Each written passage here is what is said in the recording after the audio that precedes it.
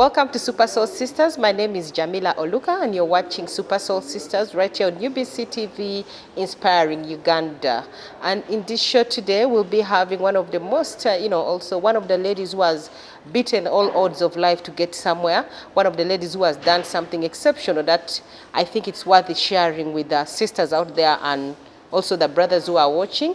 But before we go there, I would like to give credit to Dotash for giving us such a beautiful place. This is just a tip of the ice that I've seen that Dotash has in their stores. But if you move around these stores, you should be able to shop something for your living room, for your bedroom, for your outdoors. I mean, they have everything that you'd like to beautify your home. Instead of, traveling to China, traveling to, Turkey or other countries, you can get the same things here right on Ginger Road Spear House. You will come to Dotash and you'll get everything. I mean, even stuff for your office. If you want your office to look really exotic and beautiful, this is the place that you can come and get something for you. This is the only platform we have where we share as sisters. We talk about our journeys, we talk about our childhoods, we talk about our businesses, and that is where we bring in Madam Ruth, who is going to tell us who she is and then tell us her journey and what she does. So, Ruth, welcome to Super Soul Sisters. Thank you very much. Briefly tell me your name, Yes. first of all, because I've just mentioned Ruth, and Ruth comes from where? Who are your parents? I need to know all that. Oh, yes. My name is Namuleme Ruth. I am from Mubende district. I'm born to a father and mother whose names are Mr. Sevaduka Elisha and Mrs. Sevaduka Nakasinde Esther. Yes, they are both from Mubende, and my father is a teacher by profession, and my mom was a domestic assistant. She was working with Mubende Hospital, but now she's retired. Yes, so I'm a farmer. Yes, I'm a farmer. I grew up I'm from a background of farmers, I think. My mom loves farming. She loves the garden. She loves to grow food, foodstuffs and such things. But my father is a teacher of agriculture. Wow, so the whole family is yes, related to farming. Yeah, there is a connection to farming. Yes, so my dad is a teacher at a college in Mityana. It's called Rural Community Development. They do majorly organic agriculture. They teach the students organic agriculture, but also they have a bit of value addition and food processing. Yes, so personally, I do beekeeping. Anyway, before you tell us about the beekeeping, that is now what Ruth is doing. Right. I am interested to know, how was Ruth like growing up as a child in Mubende district? Yes. So growing up as a child, I was born in Mubende Hospital. I think at the time my mom was already working there. So I was born there and I grew up for most of my life. I've been there, the young life. So I grew up there, went to school there, my primary and part of secondary, and then left at some point in secondary. But I went to Mbende parents. It was, I think it was a normal experience, I must say.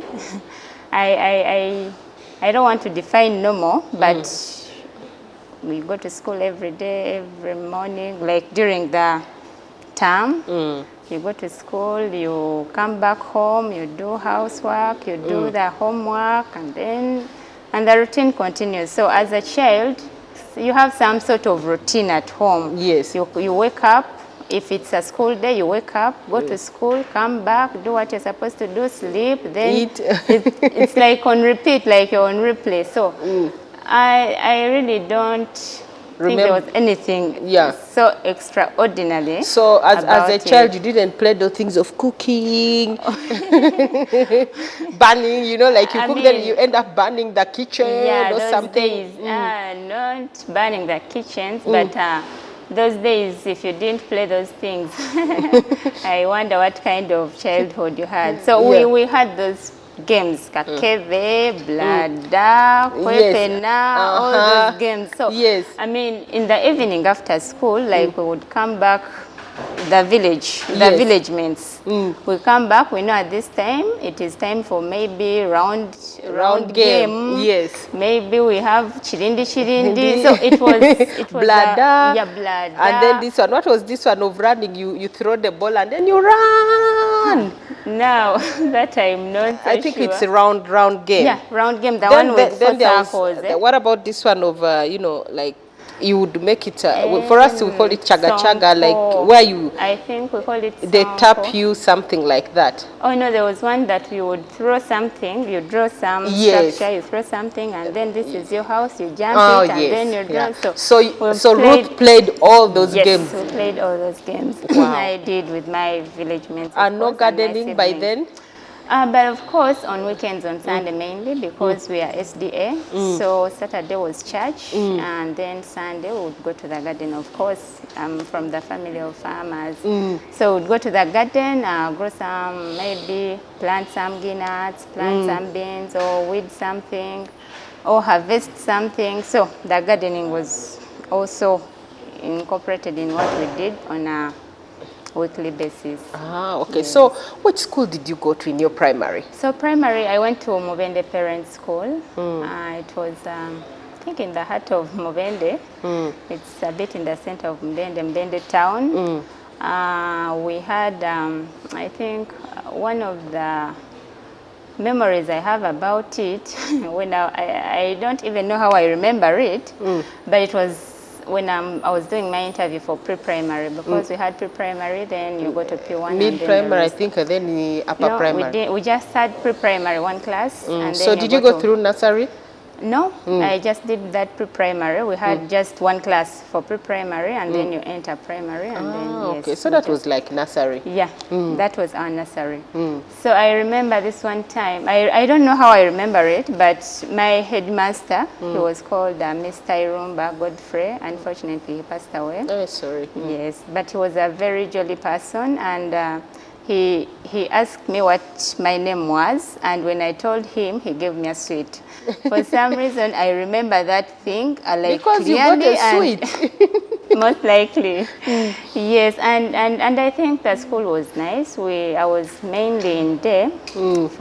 I just entered boarding in primary 7 because we are preparing for PLE and that.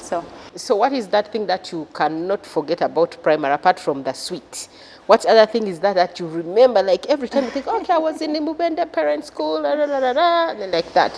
Okay, this is, it didn't happen in school, but something happened after. Okay, we were playing at home. I think it was a third term holiday, and I broke my arm. Oh dear. So when I broke my arm, they put this, what is it called? Cement. Yeah, they call it, I think it's cement still. That's all that we know. Yeah. So they put it on my arm for it to heal.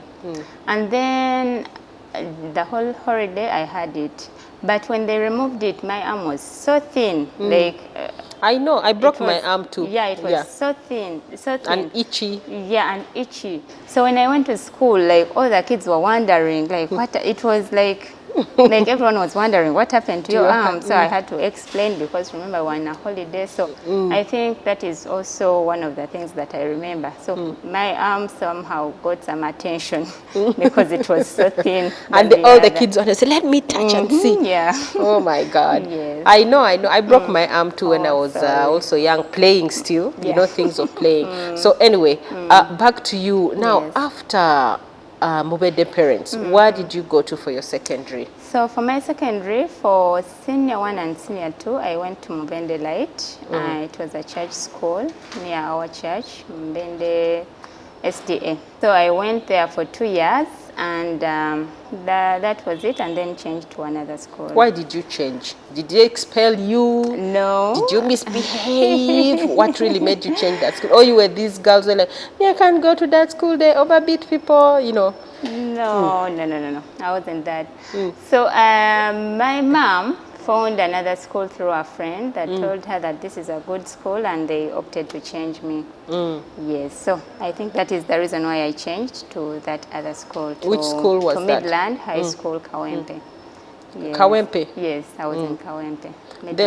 Then how was the experience, you know, coming from Mubende to to Kampala, to Kawempe, one of the places which is known for having quite a number of Muslims, and you're a Christian and a Seventh Adventist. The thing is that I still changed to an SDA school, so the environment didn't change so much, because even in my first school, it was still SDA, and my background is SDA, so I didn't face any major changes, but because I was also in boarding, so I wasn't so much exposed to the outside world. So here, did you come to boarding or you came to Yeah, boarding. It was boarding, yeah. This was boarding, so I was always in the gates of the school, so I didn't, I won't say that I faced so much change in my life, because it was almost similar to what But now, Mubende, do you speak Luganda in Mubende? Yes, we do speak maybe Luganda. that's why. But Yeah. still, the difference of, this girl is from Mubende, Yes. we, the Kampala people. But of course, schools have a mixture of everyone, and there is a way like you blend in easily.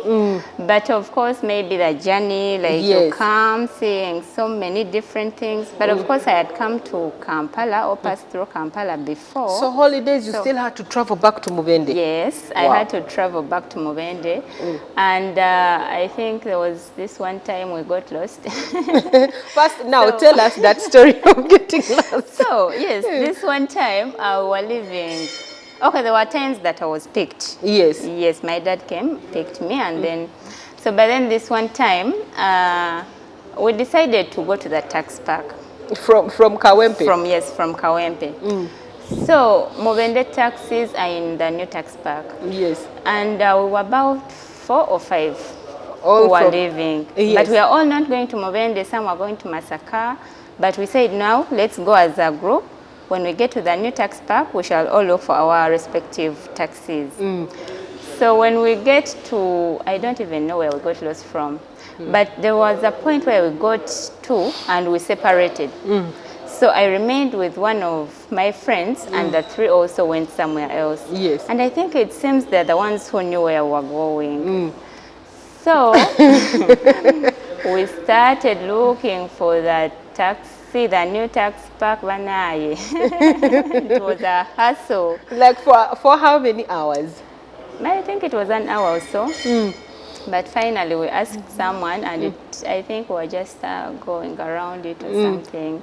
Because we saw at some point we went into the bus park, but then the person I was with had a sister and they had to go together, so we had to locate them. So it was a hassle, but it was an adventure. So it is a story now I'm telling it. It was a funny one. But I can imagine that time, you know, being young and you're lost, you're all thinking of all sorts of things. I know. Yes, So after Kawempe, where did you go for your A-level? I still stayed at Kawempe. I didn't change at A-level. I finished my O and then went back to Kawempe. Yes. And how was the experience of A-level? It was a nice one. I was into sports. So what combination did you do? I did history, economics, geography, and then entrepreneurship. Yes. So, but I was also into sports, so that somehow kept us lively in the school. So what sports do you do? Are you a runner, high jump? I used to play netball. I'm not so sure now. You can still play. I played netball, I can still play. Probably. But what was interesting is that at Midland, the first term is sports term. I hope I don't mix them up. The second is music, dance, and drama. So we have like a whole week for talent. For talent in the first term. So now the participants normally have 2, one for the practices, and then so these weeks were really fun for us as students, because we could, like, you loosen up, you do class. Because during preps you would go, but of course you're tired. We could spend the whole day on the pitches, on the different pitches, because we're competing among the different houses. Yes. So you could find yourself doing netball, volleyball. I know, like you're doing all the sports. Yes, and it was really fun during that and did time. you like and how was it like, because the O level is totally different from A level. So how did you transition? Was there a big change, or did you just blend in? I think we blended in because we changed the uniforms because now O level puts on a different color and for the shirt, and A level puts on a different color. But of course, it wasn't so much different because it was the same environment. We already knew most of the teachers. We already knew. We had been to some of these classes that we are going to use during A level. We had been to the laboratories. So it wasn't so different. So we could like easily blend in, mainly those who are returning to the school. Yes. There's one thing I want to ask you, Ruth. I have some my nieces and nephews who are also doing entrepreneurship, and usually when they come for holidays, they're like, we have a project, we have a project. So you being an entrepreneur now, did you start then? Maybe you can tell us a little bit how you got interested, like you were doing entrepreneurship. Did you do anything within that time? Not really. Not really. I think at that time it wasn't so practical like it is today. At that time we were so much in class and theory. So we would read about these things in class, like they would talk about proposals, but you really didn't understand what it is. Yes. Okay, they would talk about it, like they would talk about the characteristics of an entrepreneur. They talk about those things, but you wouldn't like get into them, because now today kids, you hear them, I have a project, because one time my brother called me and they were having this project of I think they were making chips at school. Yes, yes. So they make soap. Yeah, so they They were make making quite a lot of things. Today they are so practical, but for us it was a bit Theory. theory, yes. Yeah. It was a lot of theory. Yes. So after being in secondary, what is that thing that you are proud of?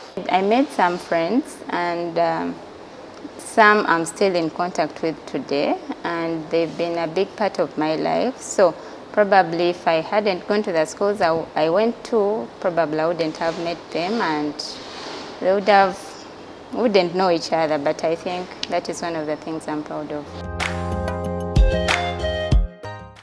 Now, after secondary, where did you go for your university? For my university, I went to Bugema University. Bugema University? Yeah, still an SDA institution. Wow, so you are this SDA person. If the university does not have SDA, Ruth will not go there. I would, but you see, when it comes to university, okay, the reason as to why I went to Bugema, I think, should I say, okay, SDAs, we normally have issues with the Sabbath, and we sometimes find ourselves having to go to class on Sabbath or not going to class. So I didn't want to face that, to have that kind of challenge. So I think I chose the easier way out and went to Bugema. Ah, okay. Yes. But also, it was, I believe in their values. So I thought I could relate with their values easily. So I went to Bugema. And how was university life? Bugema University, I know the one is it Tororo? Okay, they have branches. some branches, yeah. So which branch were you in? I was at Kampala campus in Makerere. Yes, I was at Kampala. And how was the campus. experience of being in university, in Bugema University, near Makerere University? Yeah, they normally passed by and they were like, high school, the Makerere students. Yes, but it was a nice one. It was a nice one because it is another experience. That's where you start your independence, because now you're in hostel, you're no longer home, you're independent. You start in a way, boyfriends, you're independent. Going out to dance, going to club. Not really, because me, I was mainly in class. I really didn't have a partying side of So what would personally. you do, like? Because I I know that between Makerere and Bugema University are close. Yeah. And probably you had friends who went to Makerere University. Yeah, actually my roommate for my semester, for my first semester, was from Makerere. So I think it's a personal decision. It's a personal decision. I used to go with friends. I had some friends that were studying with at Bugema, and we could, and they were not in hostels. So sometimes we could go out, maybe visit a friend, and then we come back. But not going to Angenwa, No, no, no, no, no. Silk, No, no, those no, no. clubs people go to, because I know university students do Yeah, that. They yeah, come out and the first thing they want is, we have to go campus night. Yes, but maybe I also felt like I wasn't missing so much because probably the way I was brought up, I didn't do clubs when I was younger, or even I felt like I wasn't missing anything. So Wow, probably that's why. interesting. So now, Ruth, since Yes. you, how many years did you finish at Bugema University? I finished in 2015. Okay, now from 2015 to date, Yes. we've met you as an entrepreneur. Tell us your journey as an entrepreneur. How did you even start? So that's a bit interesting. Yes, but after school, okay, when I was at campus, my parents helped me start a shop, a mobile money outlet. Now we are So- going to come back right there to start Okay. from the mobile shop, because now it means you are really, entrepreneurs start from small and then they become these big people that we see today. Anyway, you're still watching Super Soul Sisters. My name is Jamila Oluka, and right here today on Super Soul Sisters we have Ruth, who is an entrepreneur. We'll get back to her later on, but for now we shall be going for a break. Keep watching UBC TV, Inspiring Uganda. Welcome back to Super Soul Sisters. My name is Jamila Oluka, and you're watching UBC TV live right now with one of the ladies who is an entrepreneur, started from humble beginnings, and now here she is. We are here with Ruth. Ruth, before we went for a break, you had told us that while you were at the university, you didn't miss out anything like going out to clubs, so meaning you're a very focused person. So you also mentioned that you started a mobile money shop. So Yes. tell us, how did you even start a mobile money shop at university? Yes, so during my vacation, for my parents, like my parents helped me acquire these lines, the mobile money lines, and during my vacation I was like running that shop. So in Mitiana.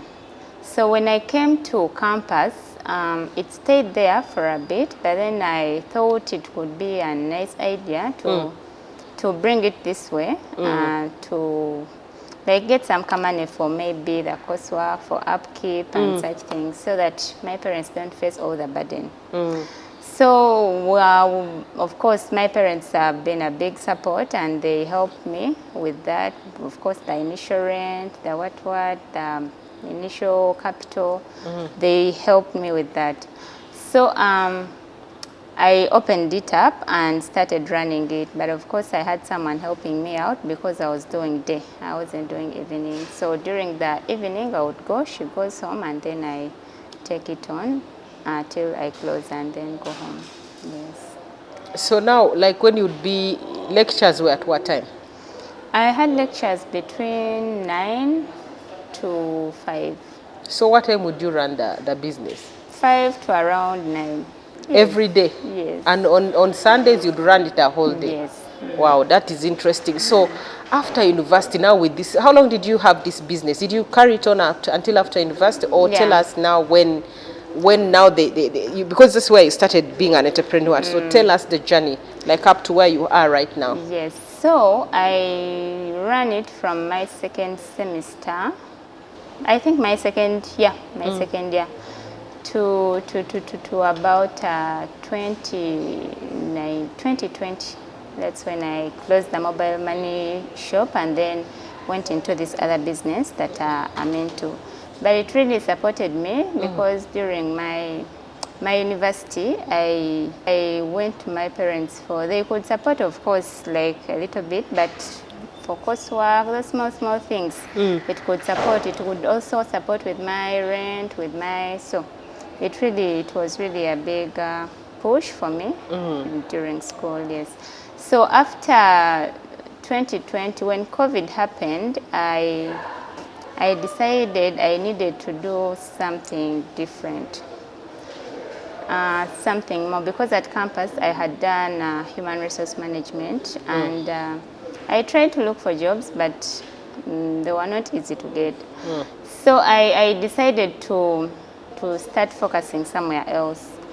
So I used to read some things about hair care and such stuff. So I came across avocado oil, and that is something I picked interest in. So when COVID happened, we are a family of farmers, so we have some family land. I went back home, and then I realized that we had so many avocado trees, but they were not like being productive, because when you're going to market, we consumers are sometimes picky. So when you see an avocado that is not nice looking, that is not big enough, that is not, you will immediately discard it, like you won't want to buy it.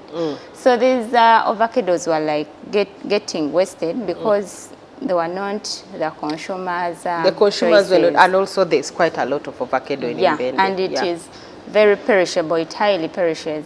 So when I looked at them, I remembered the things I was reading about, and I said, can I make something out of it? So that is how I started making avocado oil, and I started looking at our local indigenous avocados on the farm, and I started doing some experiments, and then that's how I started making avocado oil. So basically right now you make avocado oil. Yes, for the skin, for the hair, for what? Tell us. For the skin, it can be used both for the skin and both for the hair, and as well as the hair.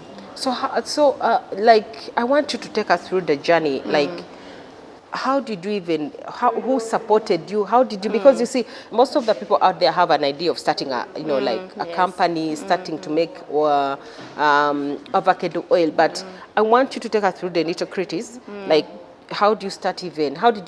Because you had avocado, but is there machinery involved? Do you just put avocado there and then it turns into oil? What did you have to go through? So, like I said, when COVID happened, I I had to go back home, and then I got an opportunity, a skilling opportunity. I joined one of the youth that were being skilled in food processing and value addition. This is what was at Rusid. It's an agricultural college in Mityana. So I joined it and then gained some skills.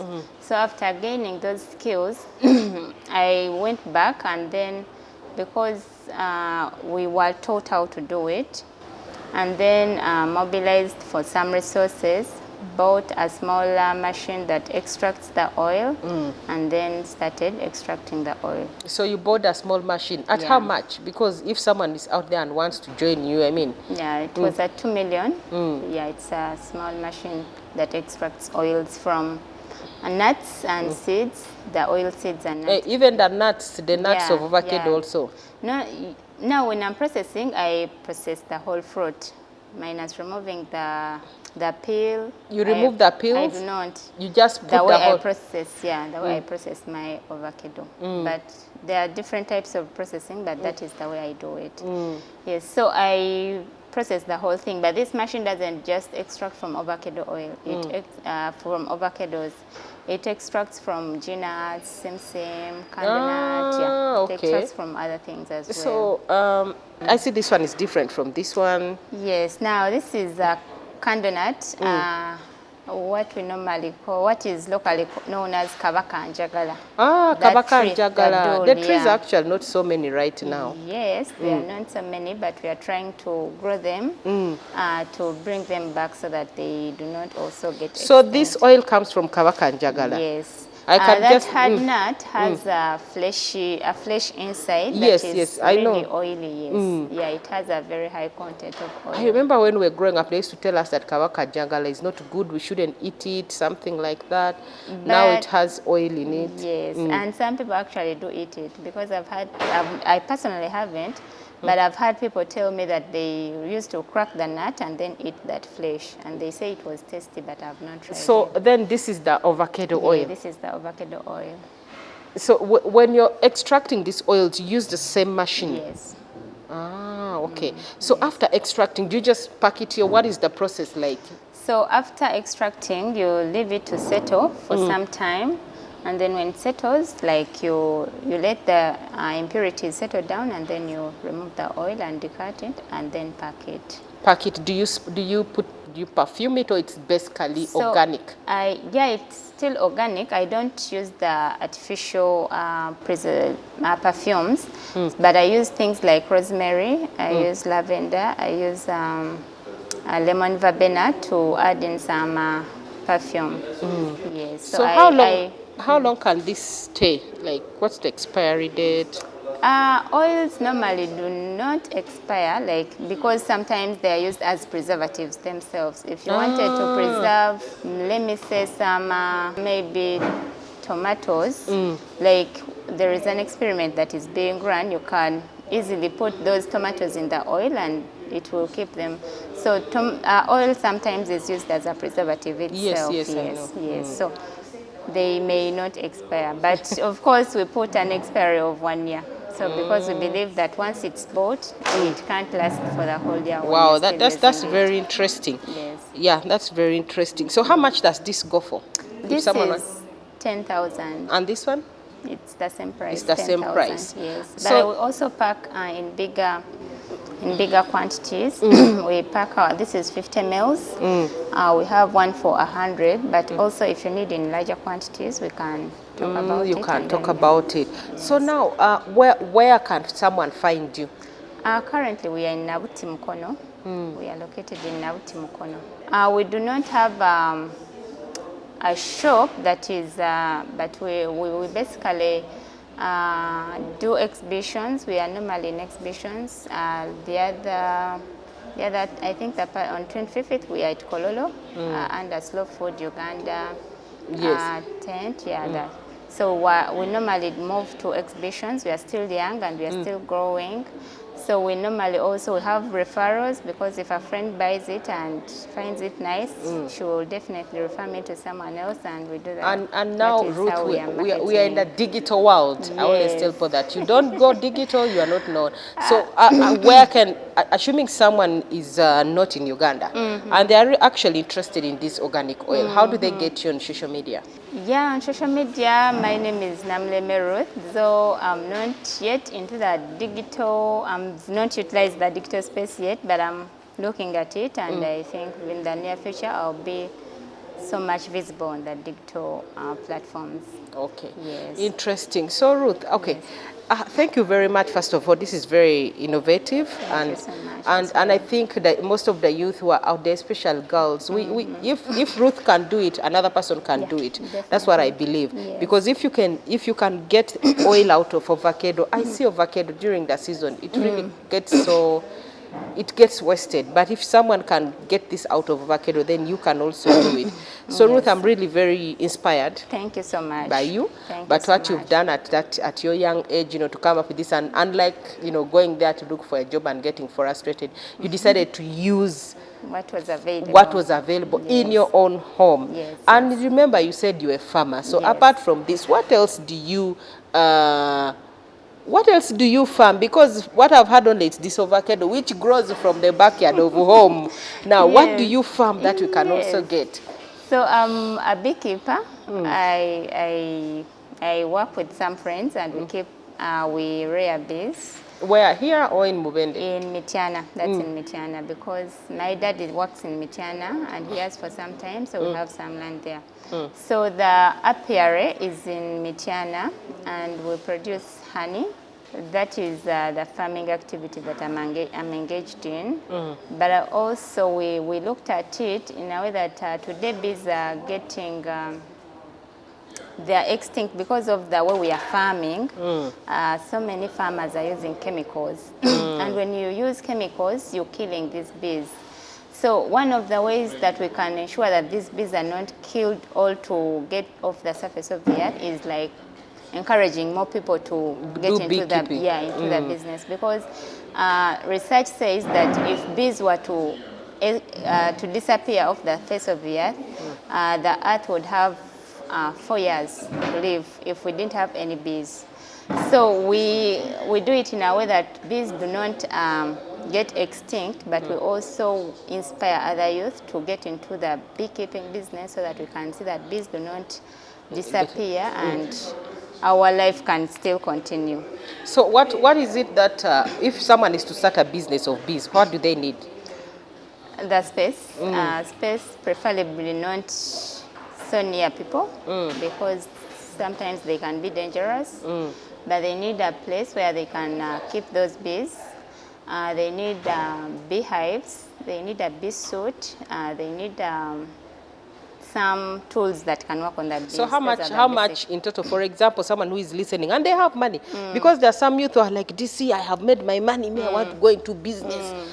And they were watching the show. They're probably saying, now that if Ruth can do it, I can also do it. So they are waiting for how much should someone have? So I do not have a total, but let's talk about one beehive.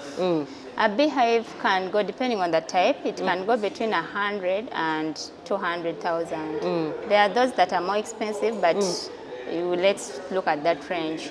Then you would need a bee suit, which is about 150,000. Then you would need a bee tool that is about 20 or 25,000. So roughly someone is like 500. Around 500. So if you are to have if you want 5 beehives, that's about 2.5. Not really, because now you may not need another bee suit. So you may not need so let's say like 2 suit. million someone can start. Very comfortably. In a place which has trees and not... Yes, trees for the shade and but also near a water source in case, because that is one of the food that they love. Like it helps them when they are making honey, so that they don't, should I say, overtire? Yes. So they can get water easily. So can't you provide water? Yeah, you definitely can provide water. Okay. Yes. So that's very interesting. And for this avocado business, you need about 2 million. Yes, to about start. 2 million for the machine. And then the avocados, and then... so roughly 3 million. Yeah, 3 million. Yeah. So that is very interesting. I'm really inspired by what you're doing, and then all this. Thank and you so what have much. you done to train? Have you trained other people to join you, fellow youth? You said you had friends in secondary, so did you bring your friends to your business? Yes, I work with Slow Food Uganda, and we have a branch of Slow Food Youth Network, where we work with different youth who are mainly engaged along the value chain of agriculture, because it's a long one. So it doesn't matter where you are, because even consumers are part of the value chain. So we work with them to ensure that they change their consuming behaviors, because these are some of the factors that determine what the producer produces. So when you demand for food that is not good, the producers may provide that. But when you demand for food that is good, the producers will be forced to do what? To demand for that. So we work with youth to inspire them. If they can get into production, let them get into production. But there is also things like value addition that the youth can easily get into, because the production is sometimes a bit hectic, because you may need a lot of things like land and what, and some of the youth don't have this. But you can get into via value addition, you can get into via marketing, you can get into via transportation. You can even be a consumer and influence the ways in which our food is produced, because we believe that food should be good to everyone. Food should be clean to the environment, because when we produce food in a way that is harming the environment, we are in the long run harming our lives. Yes. Yes, so we believe that food should be good, clean, and fair. The producer shouldn't be cheated, but as well the one consuming should not also be cheated. So we want everyone to have fair food. Wow, interesting. Yes. Thank you so much, Ruth, for sharing. Thank you. I really appreciate, and also for our viewers, I mean, support Ruth. Support Ruth. You can imagine she finished university and she's doing something credible, to survive, which I really appreciate, and I encourage you to do that, because not everyone, like if you don't get a job, you don't really have to get wasted there. Yeah, and then you can do this. Yes. For our viewers, we want to thank you so much for watching Super Soul Sisters. It's very exciting to have you every Wednesday watching us here on UBC TV, and we will be bringing you more of this, more ladies, more sisters to share their stories, so that you can learn one or two things that you can take home and you know, start something. Like the way Ruth has shared her ideas, start something. Yeah. You can get her in Mitiana. You can also Mokono. you can also get her with, I think, Slow Foods. Yes. She's called Ruth Namuleme. You can find her on social media. You can, you know, Google and find her, and then you get something from her. Otherwise, we also want to give credit to Dotash for this beautiful setup, the beautiful chairs you see here from Dotash. You can come here and pick, buy chairs, buy something for your bedroom, buy something for your, you know, for your balcony. They have everything you need to make your home beautiful. And I believe that as we move into this world where people now appreciate what they have, you need to spice your home, make it beautiful, make it interesting, so that after this long work, you can go back home and go into a beautiful place. For now, keep watching UBC TV. Every Wednesday, 9 p.m., Super Soul Sisters. If you miss it, Friday, 11 a.m., still Super Soul Sisters. And if you are busy and you want to watch it at your own time, catch us on YouTube, still Super Soul Sisters. My name is Jamila Oluka. Thank you for watching Super Soul Sisters. Have a nice time.